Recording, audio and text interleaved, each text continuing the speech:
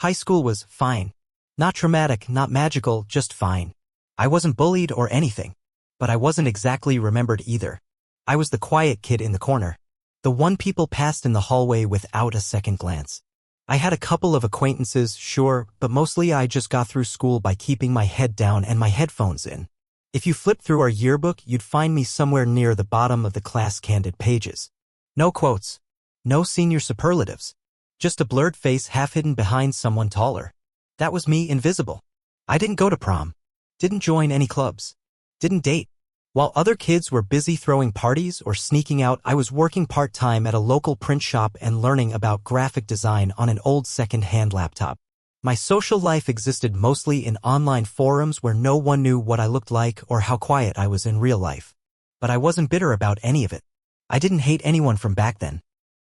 I just didn't belong, and that was okay. I knew early on that I wasn't going to peak in high school, and honestly, that thought kept me going. Fast forward 10 years. I'm 28 now. Still quiet, still not the life of the party, but I built something. A lot of things, actually. After high school, I got a degree in marketing and design, then slowly grew a creative agency. At first, I was freelancing logos for $20 just to get my name out there. Eventually, I landed bigger clients, built a team, and about 3 years ago, I bought a boutique hotel that had gone under during the pandemic. People thought I was crazy, a designer trying to run a hotel. But I saw it as the perfect blend of hospitality and branding. I renovated the entire thing with my team, turned it into a modern event space, and now it's one of the most booked venues in our city for weddings, corporate retreats, and funny enough class reunions.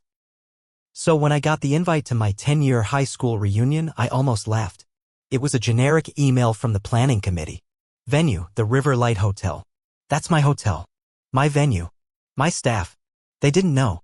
Apparently, the planning was outsourced through an event management firm, and someone from my class must have picked it without realizing who owned it. I hadn't kept in touch with anyone. No Facebook updates. No Instagram selfies. They had no clue. I considered skipping. I really did. But something made me pause. I wasn't after revenge or some dramatic moment. I didn't want to show them all. But I was curious. Not just about them, but about how I'd feel being back around those people in a space I now had complete control over. So I said yes. The day of the reunion arrived quietly. My staff was instructed to treat me like a shadow guest. I didn't want special attention. I dressed in a simple navy blazer, white shirt, jeans. Clean. Confident. Nothing flashy. As guests trickled in, I stood near the back of the room watching. Same voices, slightly deeper. Same faces, slightly older. The popular guys were balding now. The cheerleaders were mothers. A few people had clearly aged like wine. Others looked like they'd barely survived the decade. Then I heard someone say, "Isn't this place incredible? I wonder who owns it." I smiled. One of the girls, I think her name was Danielle, stood near the bar, raving about the chandeliers and the signature cocktails. "I swear," she said. "This hotel is nicer than half the wedding venues I toured last year. Whoever owns this is killing it." A few classmates passed me by without recognition. One guy, Jason, who used to sit in front of me in AP Lit and never once spoke to me, looked me in the eyes and said, "Hey man, can I help you with something? This is a private event." I blinked. "Nah," I said. "I'm exactly where I'm supposed to be." He gave me a confused look and walked away. There was something surreal about it, watching everyone laugh and reconnect in a space I designed while still being invisible. Not because I was a nobody now, but because they still saw me as the quiet kid. The one they never got to know. And I let them. For a while. Then, about halfway through the night, the event coordinator came out, a woman named Erica who'd worked with me on a dozen high-profile events, and took the mic. Before we move on to the speeches, she said, "I just wanted to take a moment to thank the person responsible for tonight's venue and overall experience. This reunion wouldn't have been possible without the generosity of the hotel's owner, who happens to be one of your own." She turned, smiled directly at me, and said, "Ladies and gentlemen, please give it up for Riverlight's founder, Mr. Noah Parker." Every head turned. Every jaw dropped. And for the first time in my life, I wasn't invisible anymore. Silence. Then whispers. Then the polite applause started, scattered and uncertain. A few people clapped out of social obligation, still unsure if they'd heard correctly. Then someone said, "Wait. Noah? As in Noah Parker? Or Noah Parker. I stepped forward. I wasn't trying to make a grand entrance, but the room parted a little anyway. I could see the mental calculations happening in people's heads. Matching this version of me, confident posture, crisp clothes, subtle but clearly expensive watch, to the version they remembered, hunched shoulders, headphones always in, eating lunch alone by the art wing. A few people started approaching. Jason, the guy who'd told me it was a private event, came up with a sheepish smile. "Dude, I didn't even recognize you," he said, laughing awkwardly. "You look different." "It's been 10 years, I replied simply. He kept smiling but looked like he couldn't quite figure out how to transition. "So wait, this whole place is yours?" "Yeah. Bought it a few years ago. We renovated everything." He whistled low. "Man, that's crazy. Good for you, seriously." I nodded. "Thanks." Then Danielle, the one who'd been complimenting the chandeliers earlier, came over. "I had no idea you were that Noah. I remember you from Mr. Green's class, right? Quiet, but always smart." That was generous. I hadn't spoken to her once in high school. She tucked her hair behind her ear, suddenly interested. "This place is gorgeous. Are you in hospitality now?" "Sort of. My main company's in branding and media. The hotel's more of a side project." More people gathered. Questions came quickly now. "Where are you based? Are you married? Do you remember me?" Some people were genuine, but others just wanted to be near the most surprising success story in the room. I answered politely, trying to maintain balance between openness and caution. And then I saw her. Kelsey. My high school crush. The kind of girl everyone noticed. Not just because she was pretty, but because she had this easy confidence. She'd never been cruel, just distant. We had one class together our junior year, and I remembered how once she asked to borrow a pen. That was it. That was the highlight of our relationship. Now she was walking toward me, holding a wine glass, wearing a sleeveless burgundy dress and a slight smirk. "Noah Parker," she said. "I definitely didn't have that one on my bingo card tonight." "Most people didn't," I replied with a smile. "I mean, this place is incredible.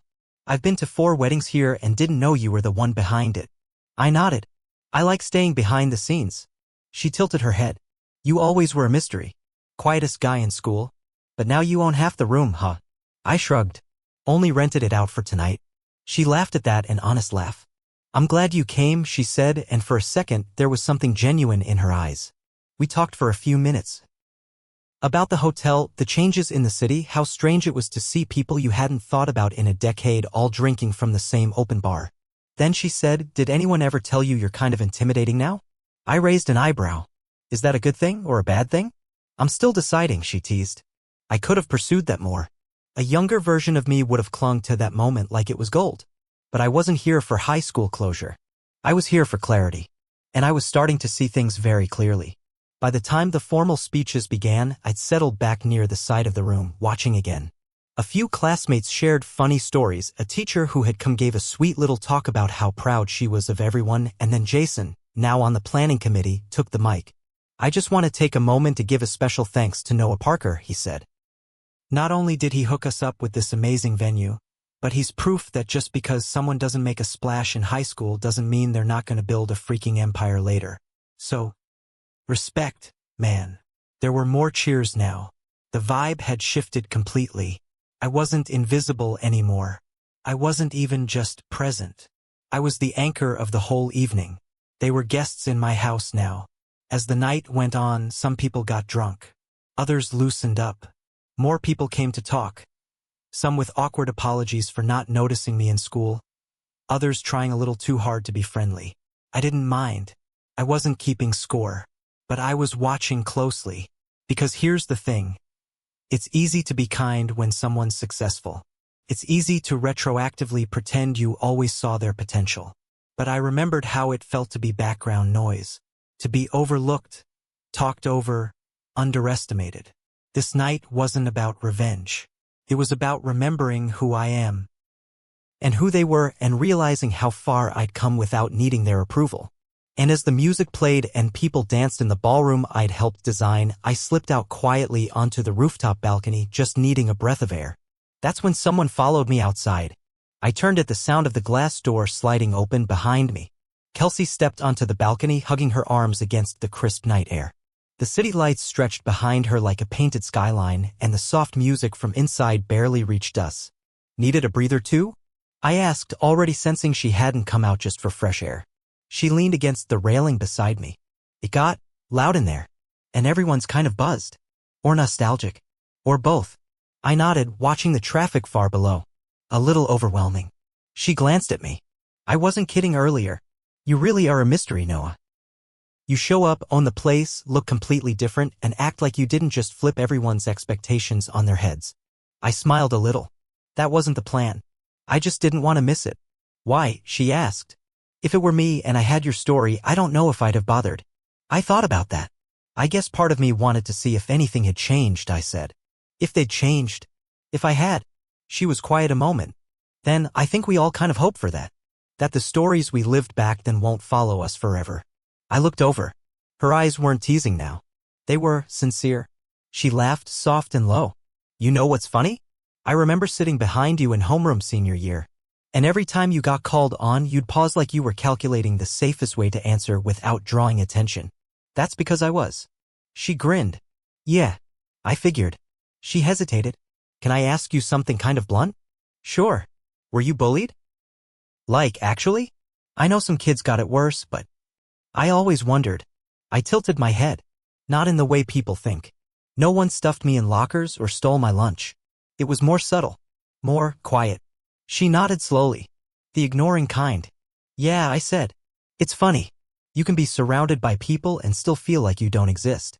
She looked down, then back up at me. That must have been lonely. It was. But it taught me how to listen. How to read people. How to build something when no one's watching. Another silence settled between us. But it wasn't uncomfortable. You were always smart, she said. And now you're more than that. You're impressive. Not just because of the hotel or the money or whatever, but because you seem like you know exactly who you are. I blinked. That was not what I'd expected to hear. Thanks, I said quietly. She stepped a little closer. I'm sorry I never talked to you back then. I smiled. You didn't owe me anything. High school is just weird. Everyone's trying to survive. She smiled back. Still, I regret it. I could have said more. I could have reached out, asked her something deep or nostalgic, or invited her to coffee. But I didn't. I wasn't here to rewrite the past, just to finally be at peace with it. We went back inside a few minutes later. The party was winding down.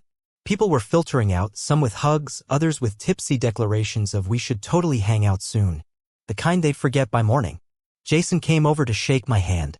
Man, you really turned heads tonight. You should come to the after party. We're heading downtown. I politely declined. Early flight tomorrow. But thanks. As I walked toward the lobby, I saw one more familiar face, Mr. Rowan, our old history teacher. He looked older, but his posture was still proud. He smiled as I approached.